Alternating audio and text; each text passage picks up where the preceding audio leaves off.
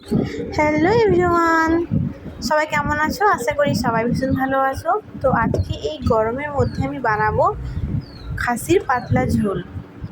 তো আমি এখানে ফার্স্টে নিয়ে নিয়েছি সর্ষের তেলটাকে ভালো করে গরম করে ফোড়নে দিয়েছি আমি শুকনো লঙ্কা, তেজপাতা, তারপর আলু দিয়ে দিয়েছি। আলু দেওয়ার পর এখানে আমি হলুদ গুঁড়ো, লবণ দিয়ে ভালো করে আলুগুলোকে ভেজে নিতে হবে।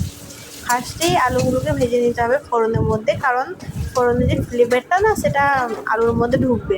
ওই জন্য আমি আলুগুলো ভেজে নিলাম ফোড়ন দেওয়ার পরে। তো তারপর আমি এখানে আবার ফোড়নটা দিয়ে দিয়েছি।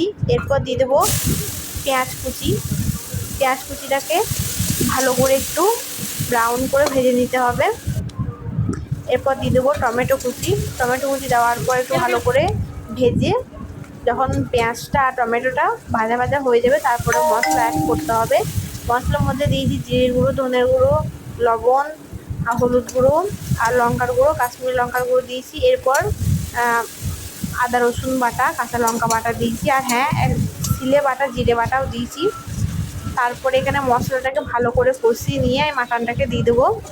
মাটনটাকে আমি একবার সেদ্ধ করে নিয়েছিলাম, তারপরে দিচ্ছি, মানে সেদ্ধ বলতে জলে সেদ্ধ করিনি, কাঁচায় আমি গরম কড়াইয়ে দিয়ে দিয়েছিলাম।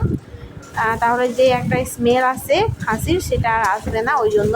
তো তারপরে এখানে আমি দিয়ে দিলাম ভাজা আলুগুলো দেওয়ার পর ভালো করে কষিয়ে নিয়ে গরম জল অ্যাড করতে হবে, আর একটু স্বাদ অনুযায়ী আমি লবণ দিয়ে দিলাম স্বাদ আসার জন্য। তারপরে এখানে আমি গরম জল অ্যাড করছি পরিমাণ মতো।